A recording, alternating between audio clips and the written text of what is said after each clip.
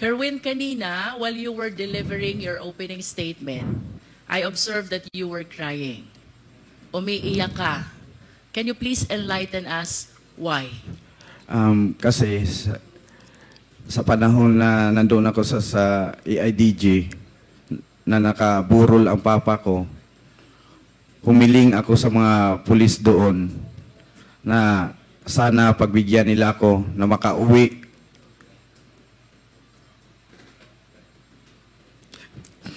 Na makadalaw man lang at makita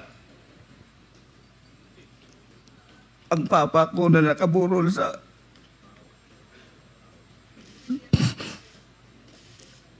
Kerwin, of course, you believe that your father, the late Mayor Espinosa, is a victim of ruthless killing. Is this your position, Kerwin? Yes. Pero alin ba yung mas nakakaiyak? Yung pagkamatay ni Mayor Espinosa o yung hindi kanila pinayagan na madalaw ang burol niya? Pareho po yung dalawa na hindi ako pinayagan na makauwi sa lugar namin para makita sa kahuli-hulihan na panahon ang daddy ko. Kerwin, prior to the death of Mayor Espinosa on November 5, 2016, he was the mayor of Albuera, Leyte. You confirm? Yes po.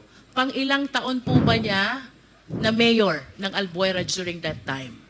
First time pa po niya na maging mayor po ng Albuera, Leyte. So 2016 is supposed to be his first term as mayor. Yes po. Ano po ang ginagawa ni Mayor Espinosa bago siya naging mayor noong 2016? Ang mga ginagawa po niya ay tumutulong sa mga tao doon sa lugar namin o sa lungsod ng Albuera. Ng mga kunting mamigay siya ng mga bigas, yung may mga problema kahit personal, yung mga asawa, ayusin niya. At madali siyang lapitan ng mga tao doon. Kaya binoto siya na maging mayor. Pwede mo ba kaming kwentuhan, Kerwin? Ano ang pagkatao ni Mayor Espinosa as he is known by the people of Albuera, Leyte? Yung papa ko po, mabait. Mabait na tao. Mahirap na kung elaborate ko pa kung anong klaseng tao siya. So siguro sa nakita kong kakayahan ng Quadcom o sa mga congressmen, pwede naman sila magpadala ng tao doon sa lugar namin at itanong kung anong klase o anong unsay pagkatao sa akong papa. Lisod, mahirap kasi na ako magsalita na ganito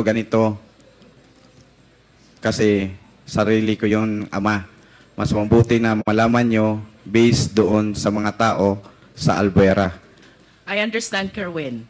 You also stated in your sinumbaang salaysay, habang nasa Malaysia ka, papuntang Abu Dhabi, you learned that the late Mayor Espinosa is included in the narco list. Oh, yun po. Nalaman ko na lang na nasali siya sa listahan ng presidente na narco list. Paano at kanino nyo po nalaman na kasama pa lang inyong ama sa narco list? Sa panahon na yon, may kaibigan ako na si Buntuyan, taga Cebu. Si IDG din yun, si Sir Delpin Buntuyan. Siya ang nagsabi sa akin na amigo, ang imong papa na appeal sa narco list ni Presidente. Was there ever a time, Kerwin, that you validated or you verified the truthfulness of the fact that your father is included in the narco list? Na ano ko na yun, na positive na talaga, na naniwala ko. Kasi sa TV at sinabi ni Pangulong Duterte na kasama ang papa ko sa listahan ng mga narco list. You are saying, Kerwin, that Mayor Espinosa is one of those named by President Duterte as included in the narco list. Is that your statement, Kerwin? Yes po. And that is the reason why you conclude already that indeed your father is among those in the narco list. Yes, Tama ba? yes po, yes po. There are three important statements you made in your sinumpaang salaysay which really captured my attention. First, Kerwin, is the raid which happened in the house of your late father in August 2016. You mentioned in your affidavit that the guns, the explosives, and the drugs were all planted, and you were certain because prior to the raid, there were women who cleaned up the entire house Yes. because they are apprehensive already that any time there will be a raid in the house. Yes po. Bago nangyari ang raid, yung mga women supporter ng daddy ko nandoon sa bahay. Kasi yung daddy ko doon na tumira sa munisipyo. Nagbabantay ang mga women supporter ni daddy sa bahay namin, ancestral house.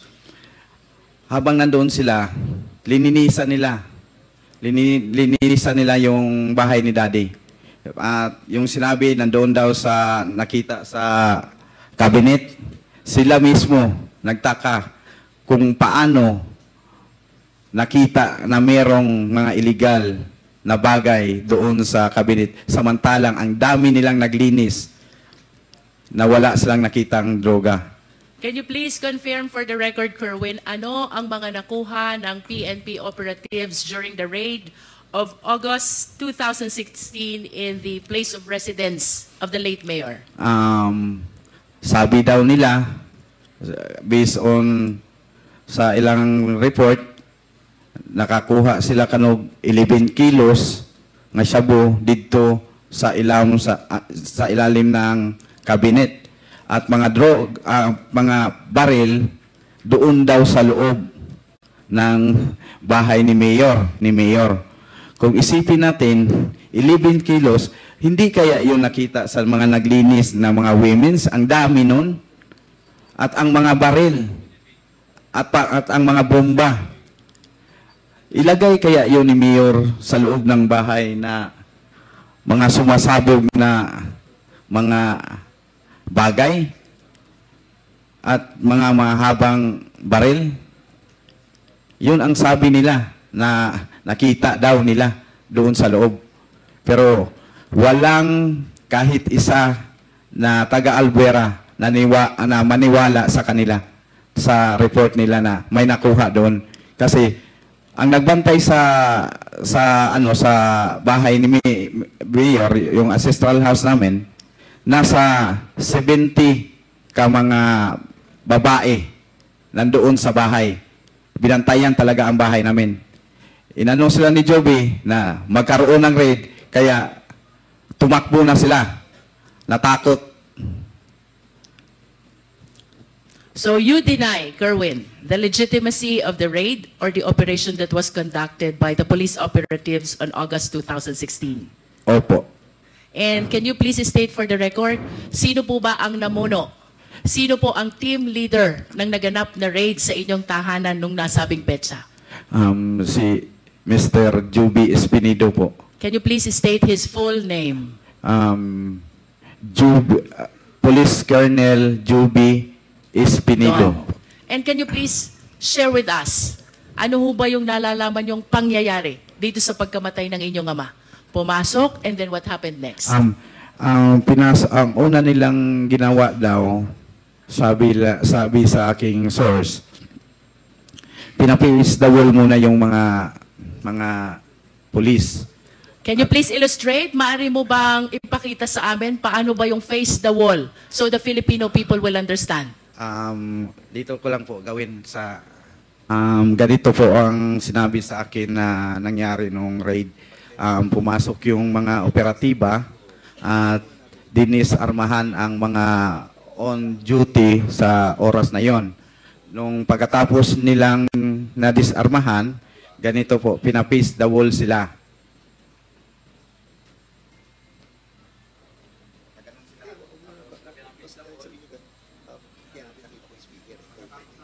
Sino yung sila na tinutukoy mo na pina-face the wall? Mga duty po. Judy, na Opo. pina-face the wall. Oh. And then? Then, pinaluhod sila na sinabihan daw na huwag kayong titingin. You are referring to the jail guards. Yes. Yung bantay Oh, sa mga bilangguan. bantay. Opo. Pina-face the wall, pinaluhod, wag titingin, and then what happened next?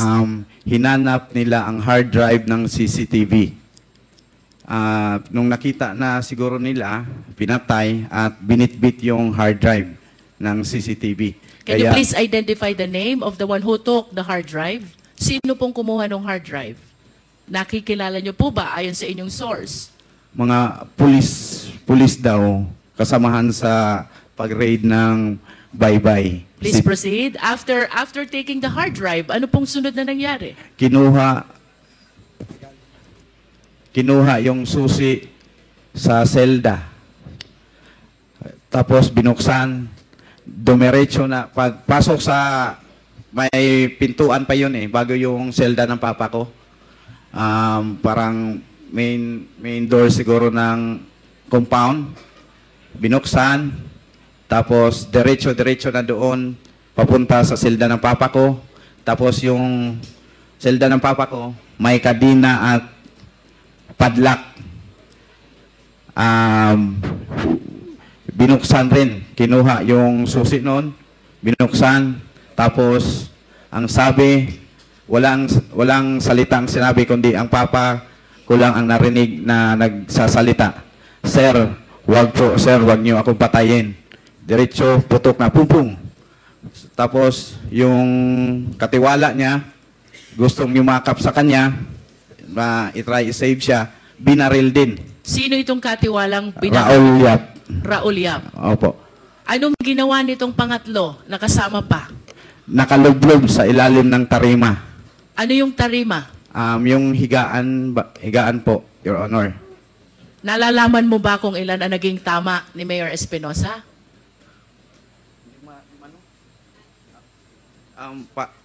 Hindi ako sure, or more than five.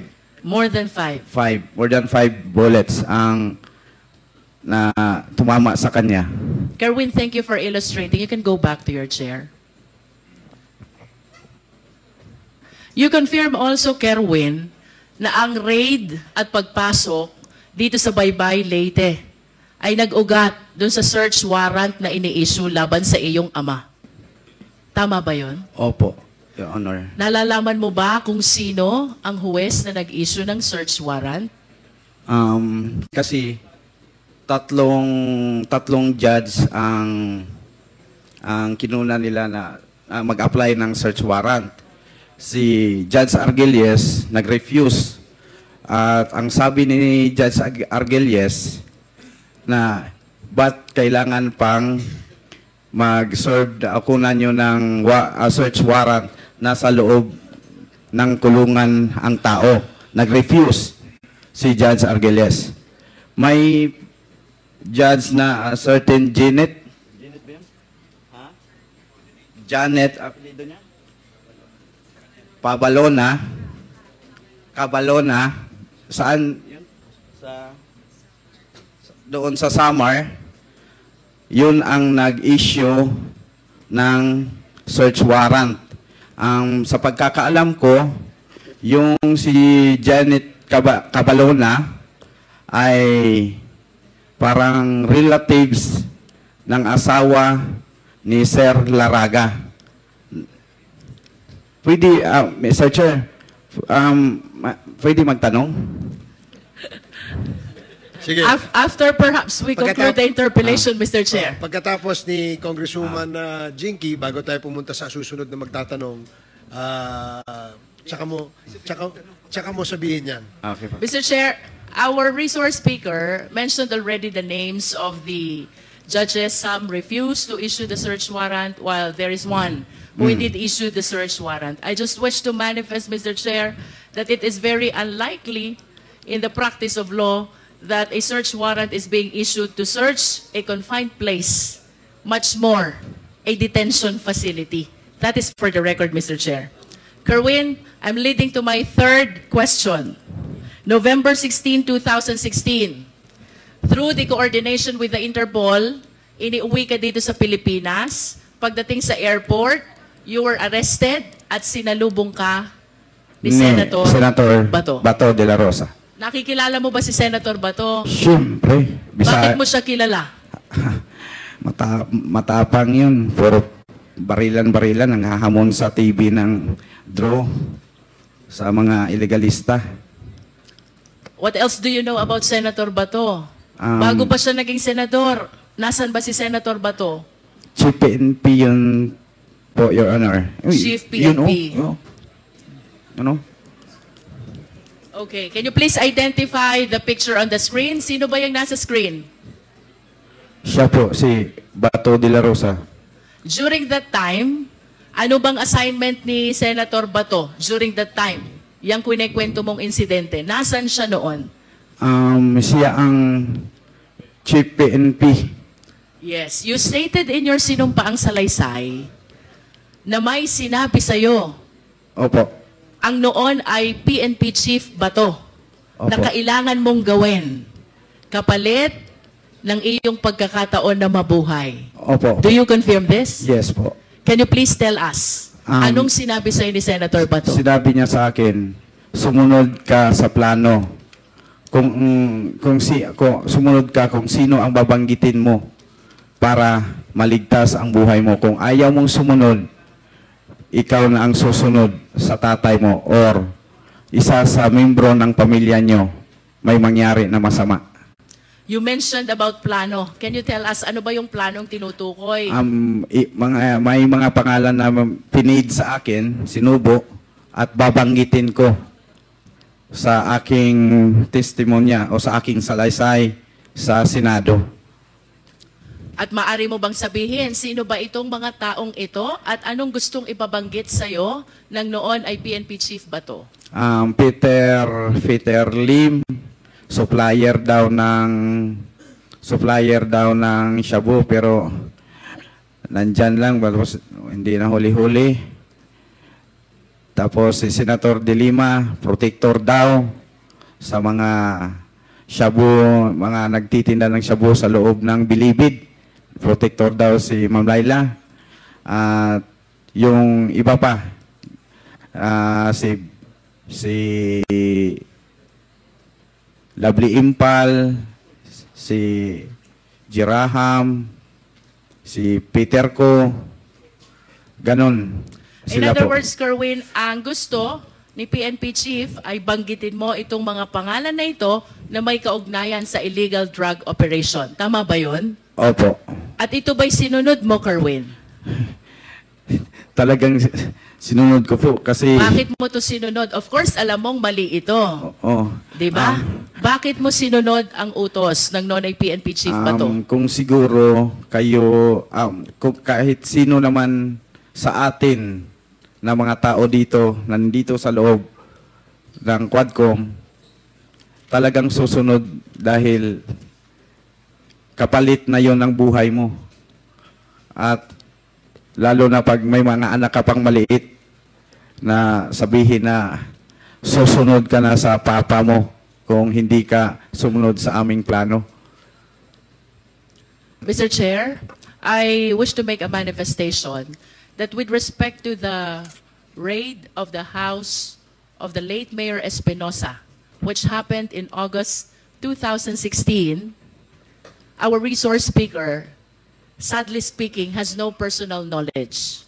So, taking from his statements that there were women who were guarding the house and even cleaned up the house, reason why they are certain that all the guns, explosives, and shabu were merely planted by the PNP operatives, I respectfully move, Mr. Chair, that we invite these women, and I hope Kerwin will be able to name who these women are in order to substantiate the testimony that Kerwin Espinosa has given to the Quadcom. Second, Mr. Chair, with respect to the raid and the killing incident of the late Mayor Espinosa in Baybay, Leyte, we are suffering from the same predicament because, as admitted by Kerwin, he was still in Abu Dhabi during the time.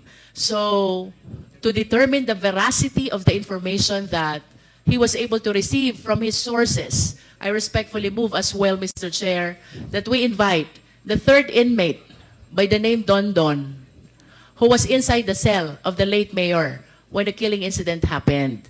I wish to ask Kerwin to name also the jail guards who were on duty during the time, likewise to substantiate the information that he has given to Quadcom already, Mr. Chair. So move, Mr. Chair.